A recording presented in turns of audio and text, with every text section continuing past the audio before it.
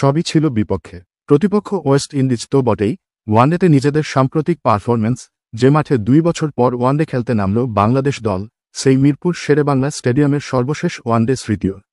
2023 সালের সেপ্টেম্বরে নিউজিল্যান্ডের বিপক্ষে 2-0 সিরিজ হারের পর আজই আবার প্রথম মিরপুরে ওয়ানডে খেলল বাংলাদেশ এবং জিতল।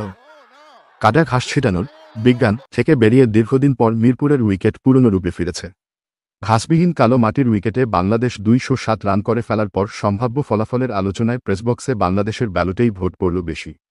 50 ওভার খেলতে না পারার ধারাবাহিকতা ধরে রেখে তারা 49.4 ওভারে অল আউট হলেও এই উইকেটে ওয়েস্ট ইন্ডিজ 207 রান তাড়া করে জিততে পারবে না বলে মনে করছিল প্রেসবক্সের বড় অংশ। শেষ পর্যন্ত সেটিই সত্যি হয়েছে। রিশাদ হোসেনের লেগ স্পিনে বিভ্রান্ত ওয়েস্ট ইন্ডিজ 92 রানেই হারিয়ে ফেলে 5 উইকেট। প্রথম 5 ব্যাটসম্যানকেই ফিরিয়ে রিশাদই জয়ের ভিত গড়েছেন। ইনিংসের 39তম ওভারের শেষ বলে জেইডেন সিলসকে গুগলিতে স্লিপে মেহেদী হাসান মিরাজের ক্যাচ বানিয়ে রিশাদই দিয়েছেন ফিনিশিং টাচ। 35 রানে 6 উইকেট। ওয়ানডেতে এই প্রথম এক ম্যাচে 2 উইকেটের বেশি পেলেন রিশাদ।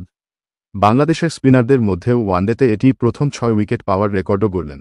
রিশাদের সৌজন্যেই 74 রানের জয় দিয়ে শুরু হল বাংলাদেশের সিরিজ।